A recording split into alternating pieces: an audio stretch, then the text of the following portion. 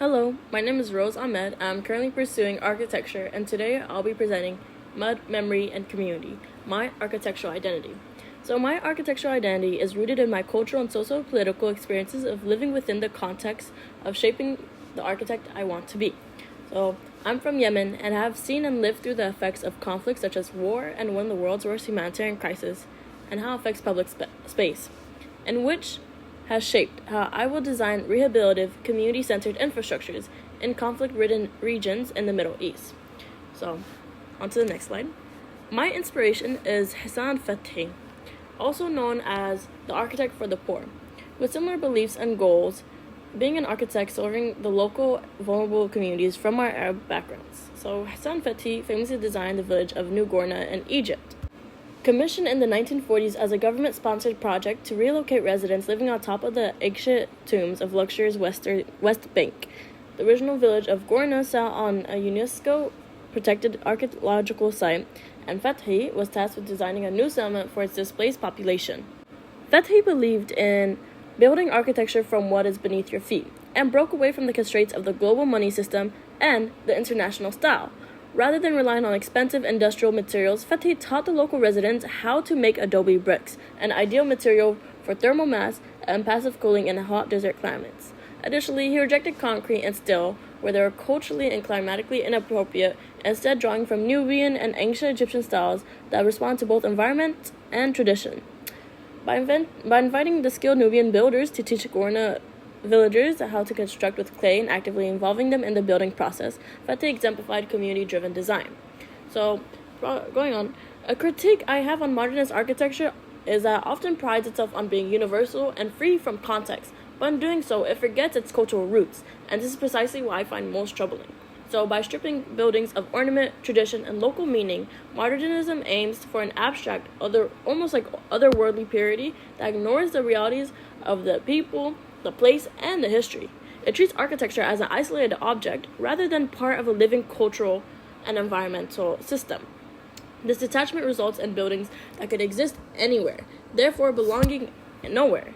And I reject this notion of placeness, since architecture should be deeply rooted in its context, drawing from the land, the climate, and the culture it serves. And inherently, now I'm going to be talking about how I am going to be an architect. So I want to design for social impact. I do not want to be an architect for the wealthy or for large corporations. My architectural practice will center the poor, the displaced, and the marginalized in the Middle East. I believe architecture should be accessible, not just in form, but in process. Lately, I've been thinking a lot or deeply about auto construction, especially in refugee camps and sites of displacement that tend to become permanent residential that builds into permanent residential neighborhoods, like a lot in Jordan.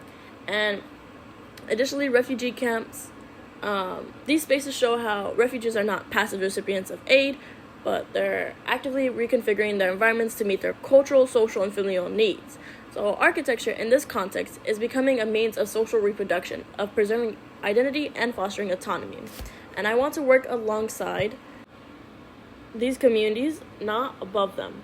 My clients are not just users, they are co-designers. I envision a humanitarian architecture that includes workshops and skill sharing, training people to build, modify, take ownership of their environments. Having the design be integral, rooted in place, culture, and collective memory.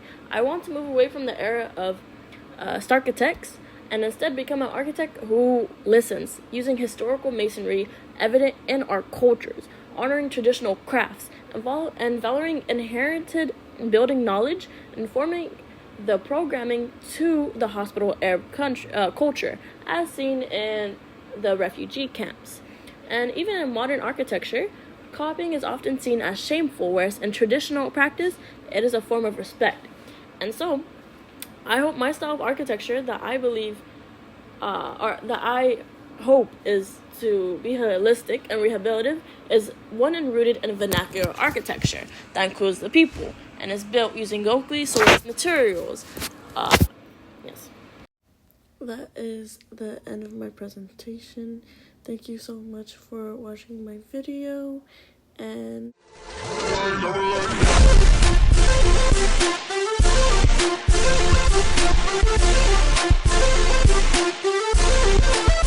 I'm like